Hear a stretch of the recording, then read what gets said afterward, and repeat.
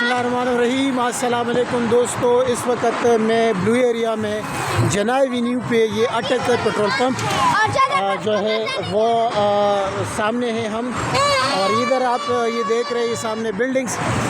25 साल मुझे इस्लामाबाद में हो गए हैं और पहली दफ़ा ये एक गाड़ी खड़ी है, इनके पास झंडा है और किसी के पास झंडा नहीं है, कोई रश नहीं है। जो लोग इधर आते हैं, ये गाड़ी गुजर रही है, ये एक मोटरसाइकिल वाला गुजर रहा है, और ये जो कुछ गाड़ी आपको नज़र आ, ये रूटीन की गाड़ियाँ हैं, जो जॉब्स वाले हैं जो इधर उधर है। ये कुछ गाड़ियाँ पहले इधर ऐसा होता था कि यहाँ पर आप कदम नहीं रख सकते थे, इतने लोग होते थे, इतने गाड़ियाँ आती थी, इतने लोग जोश खरोश से जश्न आज़ादी मनाते थे।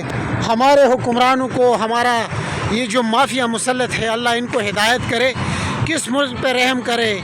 आप लोगों ने तो बाहर मुल्कों में वैसे भी जाना है, तो अभी से चले जाए ताकि हमारे मुल्क के लोग सुकून का सांस ले ले।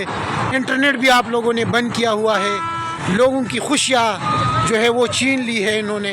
तो ये देख के बहुत अफसोस हुआ है, 25 साल में पहली दफ़ा रश नहीं है। इस्लामाबाद का ये हाल है कि इस वक्त जब हम आते थे तो कदम रखने की जगह नहीं होती थी, लोग इतने ज़्यादा होते थे।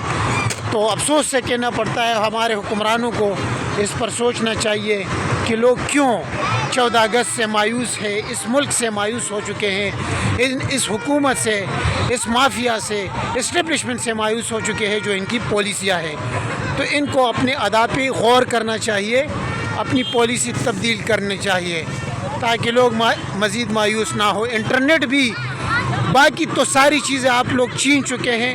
जो इंटरनेट था, सिर्फ इंटरनेट, वो भी आप लोगों ने इस कौम से, आवाम से छीना, और इसका नुकसान आवाम को, कारोबारी तबके को तो अपनी जगह, लेकिन जो कंपनियां हैं उनको कितना नुकसान आप कर रहे हैं। तो सरमायाकार किस तरह इस मुल्क में सरमायाकारी करेंगे। अफसोस से कहना पड़ता है, ये जनाई एवेन्यू ब्लू एरिया तकरीबन 10 बजे का टाइम है। पहले इधर जो है वो जगह नहीं होती थी, लोग इतने ज़्यादा होते थे, गाड़ियाँ, जो लोग इस्लामाबाद से वाकिफ़ हैं।